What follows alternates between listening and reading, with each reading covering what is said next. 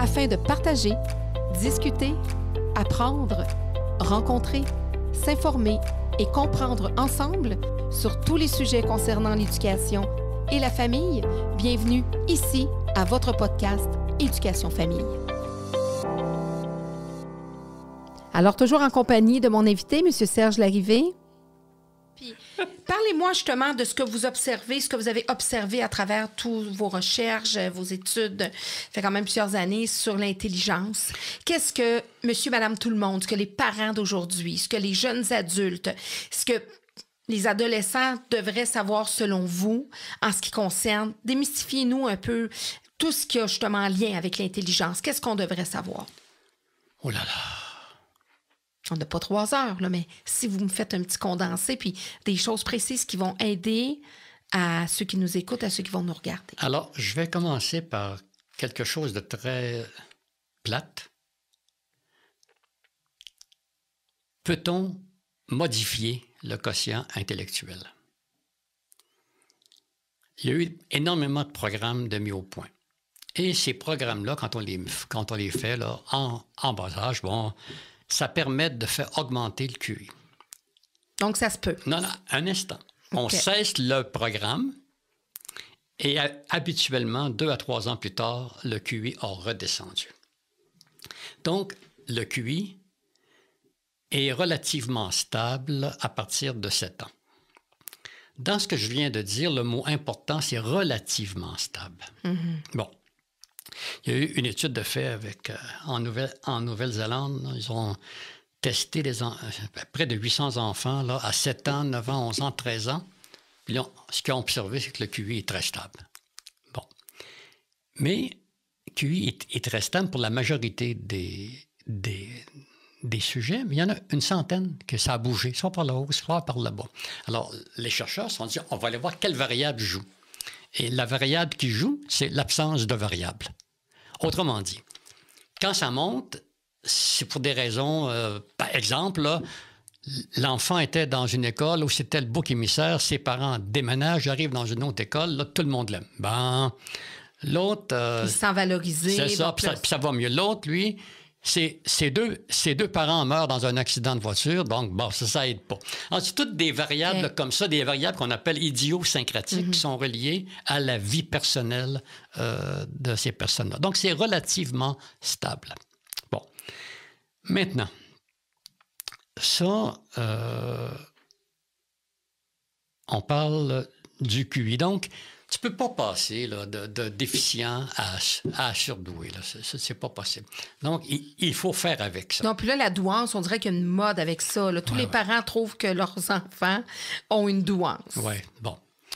Il y a une théorie là-dessus. Il y a un modèle de l'intelligence que vous avez peut-être entendu parler, la théorie des intelligences multiples. Oui, qui est contestée maintenant, d'ailleurs. C'est plus que contesté. Gardner a reconnu... Intelligence émotionnelle. Qui s'était gouré. Oui. Bon, et que il parle maintenant de talent. Bon, ça va. L'autre chose qui est importante de savoir, il y a un livre qui a été écrit par Robert Sternberg, Beyond IQ, au-delà du QI. Effectivement, la théorie de Sternberg, elle est magnifique. Elle est absolument... c'est une théorie pour apprendre à résoudre des problèmes. Bon. Et effectivement, c'est une théorie qui est le fun à mort. Alors, est-ce que Sternberg a bâti des tests pour mesurer sa théorie? La réponse est oui. Est-ce que je peux les acheter, ces tests-là? La réponse est non. Pourquoi? Parce qu'ils ne sont pas en vente. Et pourquoi ne sont-ils pas en vente? Parce qu'aucune maison d'édition a voulu les publier. Et pourquoi n'ont-ils pas voulu les publier? Parce qu'ils mesurent la même chose que le QI. Voilà. Donc, le QI est une très bonne mesure des capacités cognitives. Est-ce que ça mesure toute l'intelligence? Bien sûr que non. Bon, mais c'est une très bonne mesure de l'intelligence. L'intelligence et les talents, c'est deux maintenant. C'est deux affaires différentes, oui. On a bien compris, là, justement, parce que c'était effectivement contesté. Puis pourtant, là, ça a été une mode, ça. Là, Ah oui, mais moi, si j'avais été un enseignant du primaire, là, j'aurais adoré penser que Gardner avait raison. Le petit Joseph qui n'est pas bon en mathématiques, mais qui est bon en sport, il a une intelligence kinesthésique, wow! Ou une intelligence musicale parce qu'il est bon en musique. J'aurais aimé ça pour le valoriser, mais c'est pas comme ça que ça marche. Voilà. Puis les enfants, c'est ça. Puis justement, au niveau de l'intelligence, c'est ce qui va faire qu'un enfant va avoir plus de facilité à l'école. Puis il y a des enfants pour qui c'est l'école, la façon dont c'est organisé, structuré, c'est pas l'endroit idéal pour eux pour apprendre. Oui, mais s'ils sont doués, ils vont s'organiser pour apprendre. Peu importe dans quel milieu ils sont. Mon Dieu. J'ai connu des gens de milieux défavorisés dont les enfants n'étaient pas du tout. Il n'y avait pas de livre dans la maison. Pas de conditions. Pas de conditions, puis qui sont... Donc, est-ce que ça serait quelque chose que vous, je lance ça comme ça, que vous suggéreriez aux parents qui ont des enfants de dire, comme vous l'avez-vous fait à travers toutes vos études, de dire, ben, c'est quoi la capacité intellectuelle de mon enfant? Est-ce que c'est une bonne chose que le parent puisse évaluer ça? Je n'ai jamais été porté là-dessus. Pour être capable d'avoir un certain regard, pas pour mettre nécessairement des barrières, mais juste par rapport à ses propres attentes de parents. Oui, c'est-à-dire que habituellement, que les parents qui font passer des tests de QI, c'est parce que leur enfant va pas bien. Mais si l'enfant va bien, là, j'ai le goût de dire, fichez-lui la paix. Voyez-vous, moi, au primaire, là, après chaque année scolaire, quelles que soient les notes, dont je me foutais entre parenthèses, j'allais dans une librairie, puis les enfants pouvaient acheter tous les livres qu'ils voulaient pour pouvoir lire durant l'été. Voilà. Ils sont dans un milieu lecturisé, on en parle beaucoup, la lecture, etc. Oui, puis si on ne lit pas nous-mêmes, ben c'est plus difficile de... Alors ça, donc ils ont appris à lire, ils ont aimé lire. C'est important, la lecture? Ah oui, le vocabulaire. Voyez-vous, le vocabulaire, là, apprendre du vocabulaire, là, c'est déjà un signe d'intelligence, parce que j'apprends. À apprendre. Donc, si j'apprends... Mais je vous donne un exemple... non, c'est ça, c'est apprendre du vocabulaire. Hein? Oui, de lire, de voir des mots différents. Bon, évidemment aussi, il y a un environnement qui aide à ça. Je vous donne un exemple ici.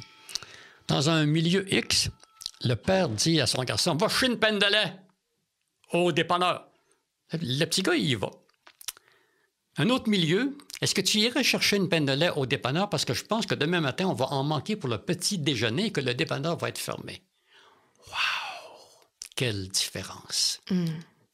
Du respect, du vocabulaire, du sens du geste posé. Pourquoi? L'explication. Exactement. Donc, ça, tu répètes. C'est évident que le deuxième enfant va se développer mieux. Oui, puis on le voit dans le langage. Moi, je me souviens, ma petite fille, moi, de dire les bons mots aussi. Oui. Les espadrilles. Ma fille avait 2 ans, elle disait des cépadiles. C'est drôle, ça. Elle disait des cépadiles, mais elle apprenait à dire les bons mots. Et ça, souvent, je dis aux parents, c'est important d'utiliser les bons mots et de pas, de pas répéter les mauvais mots, puis de contraindre l'enfant à toujours rester dans un vocabulaire.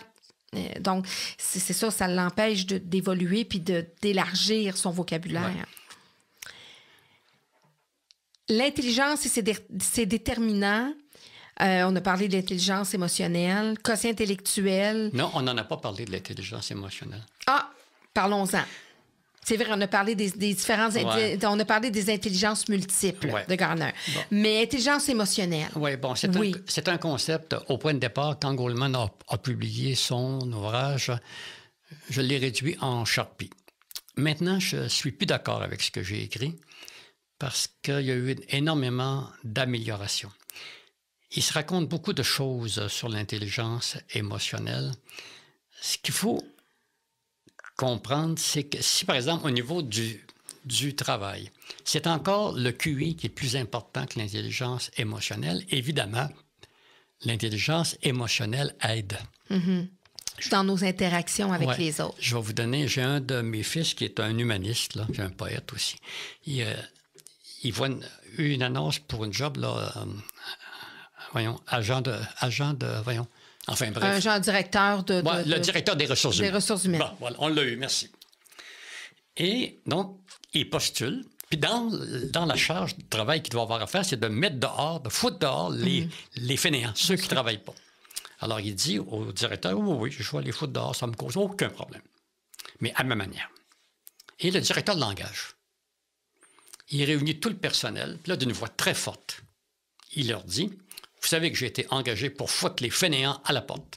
Et je vais foutre les fainéants à la porte. » Les employés. Et là, il change complètement de ton. Puis il leur dit, « Mais avant de mettre un fainéant à la porte, celui-ci devra me démontrer hors de tout doute qu'il est un fainéant. » Au boulot, il n'a mis personne à la porte. Ils se sont tous mis à travailler. Ils se sont tous mis à travailler à cause de lui. Puis quand il est parti de là, les employés pleuraient. Donc, ils sont amenés à changer, à... Là, il travaille dans un hôpital, il s'occupe d'un étage complet, là, de, je ne sais pas où, juste là, bon. Puis quand Barrett a mis du monde à la porte, là, les employés disaient « Hey, vous allez perdre votre job, on ne veut pas vous perdre. » Il dit hey, « Ne vous inquiétez pas, je suis un cadre intermédiaire. C'est les cadres supérieurs qui ne travaillent pas. » Ça faisait pas partie des fainéants. Non, mais c'est ça. Oui. Bon. Donc, il y a moyen. Donc, ça prend quand même une bonne intelligence émotionnelle, mais c'est pas ça le plus important dans le travail. D'ailleurs, on est en train là, de préparer un autre ouvrage. On va être 3 profs, là. Un de l'UQAM, un de Ottawa, puis moi-même, sur l'intelligence émotionnelle dans les milieux de travail, là. Ça devrait... Oui, parce que je pense que de plus en plus, même avec les nouvelles générations, ça va être important parce que les nouvelles générations sont beaucoup dans les médias sociaux, l'interaction d'humain à humain. Ça a beaucoup changé, le milieu de travail. Là. Les employeurs ont vraiment des défis importants. C'est plus du tout ma génération, votre génération. La nouvelle génération d'employés, je vous dirais que c'est très nouveau là, comme dynamique là, entre employés et employeurs. Tout à fait. Et en plus, avec une pénurie de main-d'œuvre, là, la place est aux employés, là, naturellement. J'en suis très conscient. Je pense que c'est l'employeur qui devra développer énormément d'intelligence émotionnelle. Là, il y a une chose dont j'aimerais glisser un mot qui est tiré du livre sur la stupidité, là. Ce qu'on appelle les biais cognitifs. Notre cerveau est pollué. Je pense que j'ai compté 188 biais cognitifs. Ça, donc, c'est fou, là, ce que notre cerveau... Comme par exemple? Bien, le gros biais, le plus présent, c'est le biais de confirmation. C'est-à-dire que je m'organise tout le temps pour confirmer ce que je pense. Alors qu'en science, tenez-vous bien, là, ça va vous surprendre, je dois tout faire pour démolir mes théories, et si je n'y parviens pas, c'est que j'ai juste temporairement raison, la science étant biodégradable. Ça vient faire un lien avec ce que vous disiez tout à l'heure. Dis-moi, l'intelligence émotionnelle, je l'avais vraiment complètement, quasiment réduite à néant. Et là, par contre, je ne suis plus d'accord avec ce que moi-même j'ai avancé dans mes études. Donc, c'est ça que... Puis ça, c'est intéressant de savoir ça, qu'un chercheur, un professeur à l'université, qui va vous chercher des théories, vous cherchez des choses, mais vous êtes en constante et c'est votre devoir d'essayer de prouver le contraire puis de modifier. C'est difficile parce qu'on est tous portés à confirmer ce que l'on pense. Je vous donne un autre exemple. Il y a quelques années, il y a des personnes qui venaient m'engueuler à cause de mes résultats de recherche sur l'intelligence. Et là, je les écoutais comme ça, avec les grands yeux ouverts. Puis à un moment donné, ils disaient, mais vous n'avez pas l'air fâché. J'ai dit, bien sûr que non. Là, vous m'engueulez, vous me tenez des propos dégueulasses, mais je vous remercie parce que vous augmentez ma liberté. Si l'occasion se présente, je pourrais me permettre la même chose. Mais là, on n'en est pas là pour le moment. Convainquez-moi que j'ai tort. Puis là, quand ils veulent partir, je leur cours après dans le corridor. Puis là, ils disent, mais il est fou, quoi. Non, c'est-à-dire que si vous me démontrez que j'ai tort, je fais la fête. Et ça m'est arrivé à 2 reprises dans ma carrière qu'on me démontre que je me trompais, puis j'étais fou de joie. Mais j'ai pas cédé facilement. Il faut pas céder facilement. Mais donc, j'ai pu dire, je me suis trompé. Bon, je vais le dire maintenant que je me suis trompé. Puis les choses évoluent aussi. Les gens évoluent, mais il y a ce que vous étudiez comme l'intelligence émotionnelle, il y a eu d'autres études, vous avez vérifié d'autres choses. C'est toujours de vérifier. Puis une chance que c'est en constante évolution parce que, je veux dire, l'humanité n'aurait pas évolué. Mais non, on est très conscient de ça, là, que c'est... La stupidité. Comment peut-on... Vous avez écrit un beau livre, en plus, je trouve tellement Le dessus de la page, vraiment. Qu'est-ce que ça représente, justement? Pourquoi vous avez mis un pied? Parce qu'on pense qu'avec notre terre, avec nos pieds... Ce n'est pas moi qui ai eu cette idée-là du pied, c'est les éditeurs. Alors, j'ai dit, wow, brillant, penser comme un pied. Mais le titre, il est de moi. Ça, c'est Bienvenue dans l'univers de la stupidité. C'est quand même un livre de plusieurs pages. De plusieurs pages où... ouais. Mais là, ça prendrait un autre moment pour en parler, là. Mais, grosso modo... Pourquoi c'est important pour vous de parler de la stupidité? Est-ce qu'on en retrouve trop, la stupidité, dans notre société? Non, en fait, bon, non, c'est-à-dire que, comme je suis un spécialiste de l'intelligence humaine, je me suis dit, en fin de carrière, pourquoi ne pas m'intéresser à la stupidité? Puis il y a des exemples qui sont très drôles, d'autres qui sont très tristes. Hein? Entre autres, il y a énormément d'annonces qui sont littéralement stupides. Est-ce que vous pensez que des émissions comme Big Brothers, les autres, là, Occupation double, etc., là, c'est une insulte à l'intelligence? Mais moi, je trouve que c'est un laboratoire humain. Moi, bon, naturellement, je suis pas... Vous êtes généreuse. Ben... Écoutez, naturellement, c'est pas mes émissions favorites, mais quand je regarde ça, c'est pas pour savoir qui gagne pas, qui ressort, mais comme par exemple, si on prend The Big Brother, je trouve que de mettre 16 personnes de milieux différents, avec un bagage de vie différent, confinés pendant 8 semaines, 10 semaines, entre eux, c'est de regarder, et moi, écoutez, je fais vraiment mon analyse j'ai pas de recherche comme vous, mais je me dis, moi, à travers ces semaines-là, ce qu'il y a de plus foncièrement dans ces personnes-là semble ressortir davantage. Oui, c'est vrai, mais on a-tu besoin de savoir ça? Bon. Non, mais c'est une façon différente. C'est pas on n'est pas tous des rats de bibliothèque, on n'est pas toujours accrochés à des livres pour se développer. Non, donc, c'est une je comprends. Je trouve que c'est une façon, pour certains, tu disais justement, il y a des gens qui n'ont peut-être pas l'intelligence. Donc, de regarder des fois des gestes, de dire, oh mon Dieu, ça n'a pas de bon sens, fait ça, etc. Bon, naturellement, c'est pas un cours, on n'aura pas un doctorat à suivre ces émissions-là. Là. Ça, c'est sûr et certain. Est-ce que vous avez déjà écouté, il y a une émission à TVA à tous les jours à 4h30. Les feux de l'amour, peut-être. Ah, bon. Je sais de quoi vous parlez, mais ça... Alors, j'ai écouté, quand j'ai publié mon livre, là, j'ai écouté pendant une semaine, à tous les soirs. Bon. Et... Juste là-dedans, il y en a pas mal de stupidité. Écoutez, chaque émission se termine de la fin. Quand je l'ai écouté, ça se terminait par une femme qui pleure, puis un homme qui essaye de s'excuser. Voilà. C'est d'une imbécilité totale. Oui. Et si c'est à cette heure-là, donc c'est à heure de grande écoute, bon, vous allez me dire que c'est américain, c'est une traduction. Oui, d'accord. Mais c'est quand même triste de voir ça. Mais là, évidemment, les gens qui l'écoutent ne m'aimeront pas. Mais je vais leur dire que moi, je les aime quand même, là. Hein?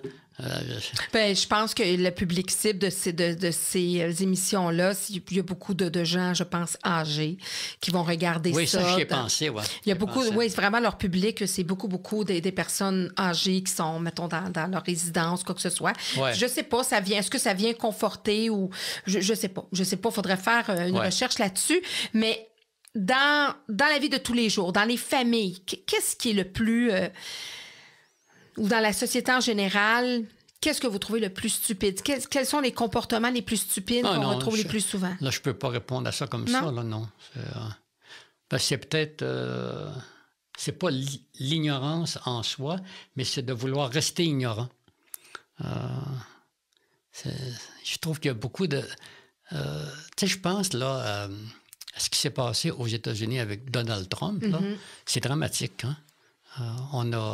On a mis les gens, on les a mis dans un espèce de boîte, là, puis on les laisse là. C'est-à-dire que les gens ne vont jamais chercher d'autres avis que ce qui les conforte. C'est ça, je trouve ça assez terrible. Qu'est-ce que vous dénoncez ou que vous voulez que les gens puissent savoir en lisant votre livre? Quand vous dites « Bienvenue dans l'univers de la stupidité », c'est quoi l'univers de la stupidité? Voyez-vous, il y a la question de l'agnatologie, qui est la science de l'ignorance, toute la question des opinions et puis des émotions. On met juste là-dessus. Mon opinion, c'est j'en ai rien à fiche. Ce qui m'intéresse, ce sont les faits. Bon. Les publicités, il y a des publicités, je ne m'oublierai jamais. En croisière, on arrête aux États-Unis, je pense, je ne sais pas où, là. Bon, dans la rue principale, on vend des crèmes pour les femmes, évidemment. J'arrête avec ma conjointe, et puis pendant qu'elle se fait crémer, moi, je m'en vais au comptoir, puis je regarde qu'est-ce qu'il y a. Puis là, je vois une annonce qui dit: si vous n'êtes pas satisfait dans les 15 jours après votre achat, nous vous le remboursons à condition que le pot n'ait pas été ouvert. Ça, c'est stupide, quelque chose de rare. Et attends, et là, je demande au gars qui est là, il dit: oui, c'est stupide, c'est vrai. J'ai dit: ça fait combien de temps que c'est là? Il dit: cette annonce-là, il dit: ça fait 5 ans. Il dit: c'est même un règlement qu'il faut le mettre. J'ai dit: combien de personnes ont dénoncé comme moi? Il dit: vous êtes le premier. Ça, c'est triste. Donc, vous cherchez les failles. Les failles où la stupidité s'est incrustée dans des publicités, oui, c'est dans ça. la vie en général. Ensuite, là, il y a la stupidité en politique. Là, je m'amuse. Là. J'ai un gros chapitre consacré à Trump. Si j'étais aux États-Unis, je pense qu'il me poursuivrait. Puis j'aimerais ça parce que ça me permettrait d'aller mettre en évidence là, toutes ces causes. Vous lui demandez... Oui, c'est ça. À la cour. C'est stupide, oui. Ensuite, il y a toute la question des écrans puis des réseaux sociaux. Oui, parlons-en. Ma parce que là, question, c'est: font-ils l'écran à l'intelligence? Et la réponse est oui. C'est triste de voir ça. Les réseaux sociaux, là, c'est pas rien que mauvais, là, mais il y a une grosse partie. Les écrans, les enfants qui sont devant les enfants. Est-ce que vous saviez que les concepteurs des tablettes à l'école exigent que leurs enfants aillent dans des écoles où il n'y a pas de tablettes parce qu'ils savent que ça nuit? Ils les ont conçus parce qu'ils savaient qu'ils feraient de l'argent. Mais ça n'aide pas. Hein, c'est triste, ça. Oui, parce qu'il y a de plus en plus d'écoles qui ne fonctionnent. Mon fils, c'est comme ça. Là, c'est vraiment avec une tablette. Ouais. Tout est là. Puis qu'est-ce que ça vient enlever? Qu'est-ce que ça abrutise, là, à quelque part? Moi, c'est le mot que j'utiliserais. Là, ça vient abrutiser nos... Ben oui, tu ne raisonnes plus, là. Puis c'est les réseaux sociaux avec les likes et tout ça, là, c'est épouvantable. Oui, parce qu'il y en a qui se confortent là-dedans. Ben oui, puis d'autres qui ont pas assez de likes, puis ils pensent qu'ils sont mauvais, qu'ils sont pas bons, c'est ça. C'est complètement idiot. Puis là, j'ai un gros chapitre sur la stupidité en éducation, bien sûr. Parlons-en. Non, ça sera très long parce que là, ça va du primaire jusqu'à l'université. Et là, je ne me gêne pas. Hein? Ensuite, il y a la stupidité en sciences aussi, avec les prix IG Nobel, qu'on appelle ignobles, qu'on prononce comme ça, puis le prix Darwin. Enfin, c'est des choses très, très intéressantes. Mais au primaire, vous dites les stupidités en éducation. Comme par exemple, justement, j'avais un invité qui me disait que c'est vraiment ça, c'en est une stupidité, mais je trouve que c'est encore plus grave, là.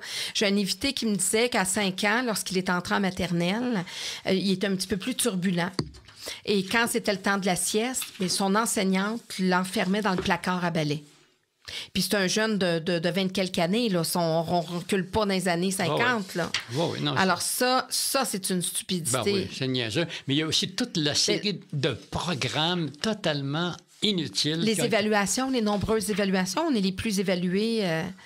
vraiment, en Amérique du Nord, là, nos élèves là, sont constamment évalués, tout le temps... Puis, en fait, ce qui m'énerve avec l'école aussi, c'est la surprotection des enfants. On les surprotège. Puis d'échecs, puis de redoublement. Donc... On est stupide dans la façon dont on gère, dans la façon dont on vérifie les apprentissages. En fait, j'ai beaucoup... Moi, voyez-vous, là, avec 4 enfants, là, j'ai eu au primaire, 4 x 6, 24 profs. Là. Bon, sur 24, il y en a 2 qui n'avaient pas d'allure. Les autres là, étaient extraordinaires. Mm-hmm. Donc, c'est pas la majorité. C'est pas l'enseignant lui-même, c'est le cadre. Dans les 2 cas, c'est l'enseignant lui-même, mais dans l'autre cas, il y a les programmes qu'on met sur pied aussi. Il y a comme voyez-vous, là, dans les années 80, là, on avait un programme à l'école primaire où on enseignait l'astrologie. Vous vous rendez compte? Hein, possiblement d'autres matières qu'on aurait pu... Oui, c'est ça. Donc, non, puis... non, il y a plein Pour moi, l'enseignante ou le directeur d'école avait Bon, là, évidemment, comment contrer la stupidité? Bien là, c'est compliqué. Oui, parce que c'est des humains qui sont derrière cette stupidité. Ben oui, c'est sûr. Cette stupidité-là. Ouais. On parle de programme, on parle de... Mais il y a des humains derrière ça. Si j'avais des enfants maintenant, je pense que ma priorité serait de leur apprendre, je ne sais pas à partir de quel âge, mais de l'importance du doute raisonnable et de l'esprit critique.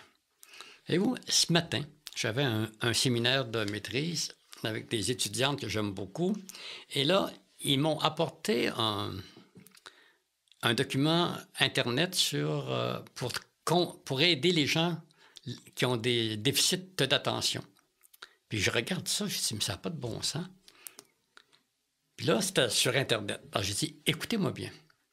Jusqu'à maintenant, je considère que ça ne vaut rien. Jusqu'à ce que vous m'apportiez des recherches publiées dans des revues scientifiques avec comité de lecture qui en ont vérifié la pertinence. Si vous n'avez pas ces recherches-là, je considère que ce que vous m'avez apporté là ne vaut rien. C'est aussi simple que ça. Là, les gens se fient à tout ce qui est publié sur Internet. Hey! Ils sont où les recherches qui ont été évaluées par des experts sur le sujet?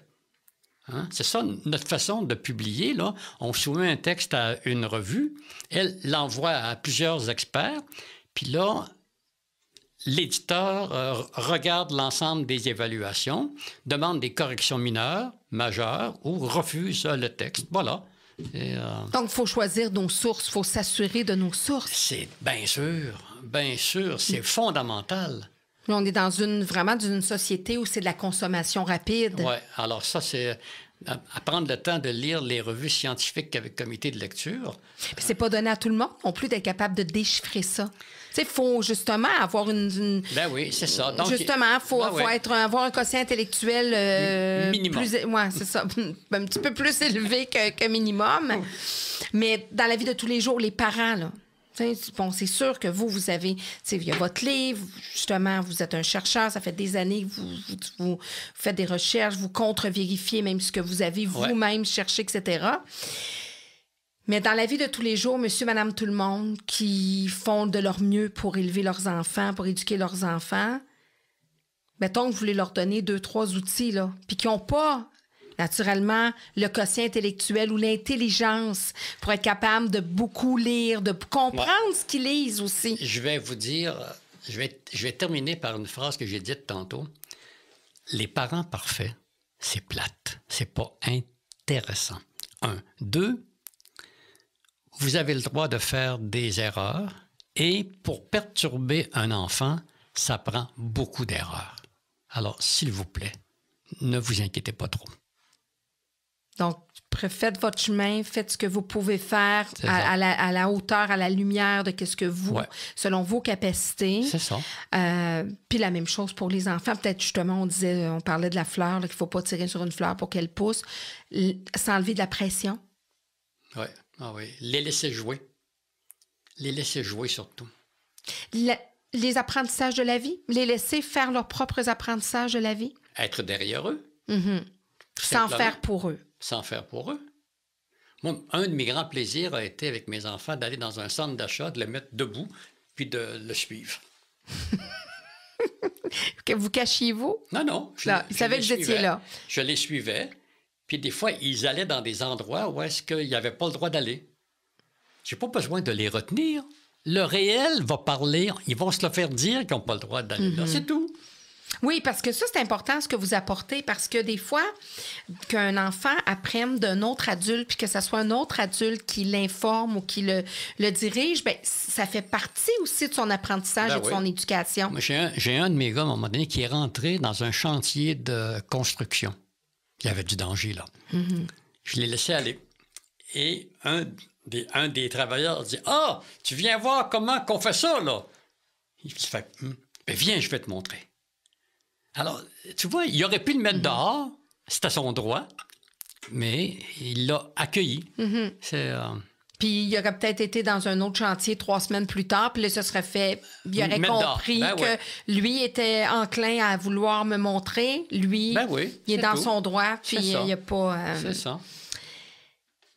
Mais on en a parlé un petit peu au début, les psychoéducateurs d'hier et ceux d'aujourd'hui, le travail qu'ils ont à faire avec les familles en 2000. Là, je ne suis pas très proche de l'intervention là, avec eux autres. Mais vous les formez? Oui, mais... Là, je viens de vous en coller une bonne. Non, mais vous allez rire. Oui. Je commence mes cours souvent en leur disant, écoutez, les problèmes, j'en ai rien à fiche. Je sais que vous aimez ça, vous faire parler d'anxiété, de dépression, de TDAH, mais moi, je vais vous parler de ce qui va bien. Je suis désolé. Donc, on travaille sur le positif. Mais je les comprends, là. Ils sont là parce qu'ils ont envie d'aider du monde, etc. Puis alors, moi, je leur parle des habiletés cognitives qui peuvent aider. Vous savez qu'historiquement, à Boscoville, là, on essayait d'accueillir le maximum de délinquants avec de bons QI. Parce qu'on était convaincus que l'intelligence est un facteur de protection contre l'inadaptation psychosociale. Et les autres centres de délinquance étaient fâchés contre nous parce qu'on faisait ça. Puis moi, je leur disais, faites-en pareil, faites-le autant. Moi, j'ai déjà eu un gars à Boscoville, 155 de QI. Ça, c'est de top, là, tu sais, là. Bon. Puis là, à un moment donné, je lui avais dit, Roger, veux-tu, là, trouve un autre moyen pour faire chier ton père. Rate pas ta vie juste pour le faire chier. Oui, parce que c'est ça. Lui, il avait toutes les capacités, mais ses comportements étaient en lien plus avec... Là, l'intelligence émotionnelle était moins là. Oui, mais là, il a compris, là, tu sais, là, mais on pouvait miser là-dessus. Donc, il y a plusieurs délinquants qui pourraient possiblement plus s'en sortir. Mais ceux qui ont de bonnes habiletés intellectuelles ont plus de chances de s'en sortir que ceux qui ont de faibles habiletés intellectuelles. Puis vous avez frôlé un peu la génétique. Oui. Là, je vais loin là, dans ce que j'avance, mais quelqu'un qui dit, moi, je veux des enfants plus tard, est-ce qu'une femme qui dit, moi, je veux fonder une famille, de chercher un homme... mettons, là, une femme qui cherche un homme, là, on sait que maintenant, il y a toutes sortes de couples, là, etc. Mais justement, dans le fait de vouloir avoir une famille et de dire, moi, je veux un homme que je vais aimer, mais qui va être intelligent, que je vais... Elle va le trouver. Mais est-ce que c'est une bonne chose? Ben oui. Pour assurer, mettons, le fait... Pourquoi pas? Que son enfant... Parce que c'est génétique. Non, mais c'est pas si clair que ça. Là, okay. Parce que là, on va trop globalement, là. Hein, il y a un phénomène qu'on appelle la régression vers la moyenne, mais ça, on n'a pas le temps d'expliquer ça. Mais écoutez, quand je vois les couples à l'université, là, chez les étudiants, là, les filles, là, elles sélectionnent les bons mâles. Bien sûr, ouais. Puis ça, c'est quelque chose qui... Dans le sens qui devrait se faire... comment je pourrais amener ça? C'est parce qu'on dit, là, l'important, c'est l'amour, il faut que tu aimes la personne, etc. Mais ça peut être quelque chose que la fille à laquelle elle va penser. Pour dire, je vais donner toute la chance à mes enfants d'avoir un quotient intellectuel plus élevé. Non, je pense pas que ce soit comme ça, là, que ça se passe. Non, les gens... Parce qu'il y en a qui vont dire, puis tu sais, c'est ça a traversé les générations. Tu dis, là, je veux que tu aies quelqu'un, c'est un médecin, c'est un avocat, justement, c'est un universitaire. Donc, c'est un bon parti. Dans le temps, c'est un bon parti. Oui. Mais cette croyance-là, là. En Amérique du Nord, là, c'est un grand pourcentage de couples ont le même niveau d'éducation. Ça se ressemble. Ouais. Donc, les attirances se... Ouais. Bon. Puis ici, moi, je connais une collègue là, qui est mariée avec un gars de la construction, mais c'est un gars de la construction brillant. Alors qu'elle est très bien... Qui s'intéresse à plein de choses. Il est peut-être très manuel. Ouais. Il y a des talents manuels. Alors que son premier mariage, c'était un collègue universitaire qu'elle l'a laissé tomber pour avoir un gars qui avait plus d'allure. Non, c'est ça, là, c'est très... Il ne faut pas tout mélanger ça, là. Donc, non. Puis, qu'est-ce qu'on vous souhaite comme Là, il vous reste encore quelques années à enseigner. Je ne sais pas. J'ai aucune idée. J'ai aucune idée quand je vais prendre ma retraite. Aucune idée. Je ne le sais pas. Qu'est-ce que vous pensez que vous apportez à vos étudiants à travers toutes ces années? Qu'est-ce que vous pensez que vous leur avez apporté de mieux? Il faudra leur demander. Mais vous, avec, tu sais, on parlait tout à l'heure d'estime, tout Alors, ça, mais... là, je pense que le goût d'apprendre. Un jour, j'ai gagné le prix du meilleur enseignant. Je ne le gagnerai plus maintenant, là, parce que j'ai pas de PowerPoint pour mes cours. J'ai des PowerPoint juste pour mes conférences. Puis c'est mes assistants qui font les PowerPoint. Bon. Quand j'ai gagné ce prix-là, je leur ai dit, écoutez, le doyen était fâché. Je lui ai dit, si moi j'ai gagné ce prix-là, je suis très inquiet pour l'enseignement à la grande faculté des arts et des sciences. Parce que la seule qualité que je me reconnaissais, c'est leur transmettre la passion d'apprendre, le goût de la connaissance. C'est ça. C'est juste ça. Vous aviez le syndrome un peu de l'imposteur? Non.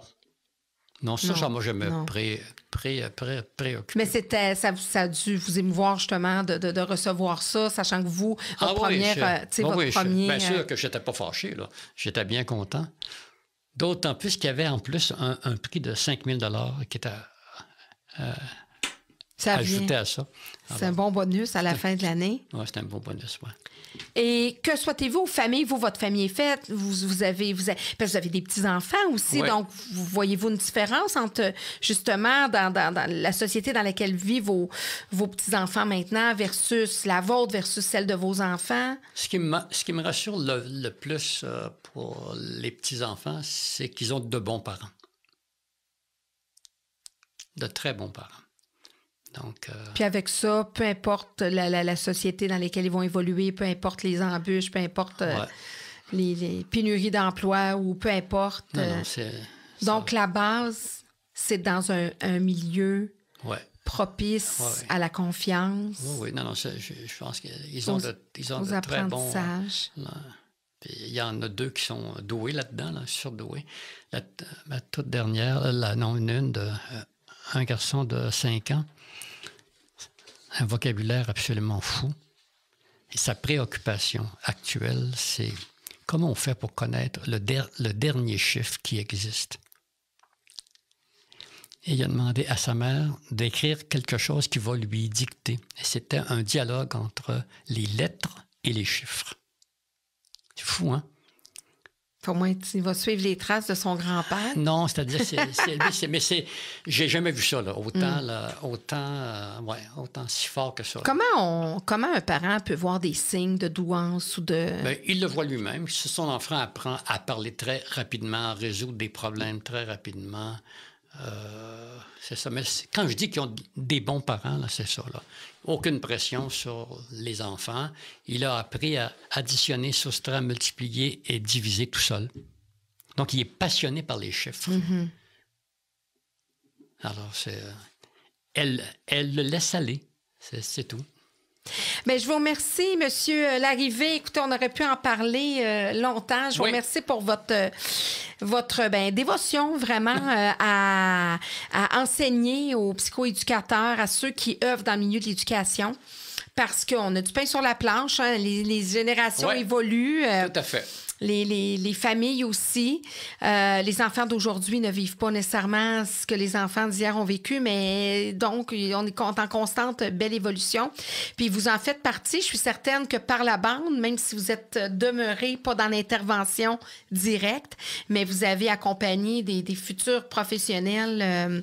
Donc, et indirectement, certainement, vous avez quand même... eu un impact certain sur la vie de bien des familles, de bien des individus. Ça, vous êtes conscient de ça? Probablement, oui. Moi, je vous remets un diplôme. Ça ne sera sûrement pas votre plus grand parce que je remets un diplôme à tous mes invités. Vous me faites rire, Et oui, naturellement, je sais que vous en avez des bien plus prestigieux que le mien. Mais c'est important pour moi, oui. Par contre, c'est un certificat d'engagement. Hein, à Monsieur Serge Larrivé pour son enseignement et son engagement exceptionnel envers des milliers d'étudiants universitaires, pour ses nombreuses recherches, articles scientifiques, communications et publications sur lesquelles il s'investit avec détermination, pour avoir le cran de contrer la stupidité et ceux qui la font exister, parce qu'il se fait un devoir de sensibiliser en plus d'enseigner, pour avoir assuré aux générations futures une mine d'informations, d'où le trésor institutionnel, sur des sujets importants au sein de notre société, pour toutes ces années à s'être investi à vouloir faire de nous des êtres plus intelligents et moins stupides. Bon, d'accord. Merci. Alors, j'espère que ça vous fera... en tout cas, je vais le garder. Le dernier que vous je vais le garder religieusement, même si je suis athée. C'est athée. Hey, merci beaucoup de votre rencontre. Merci.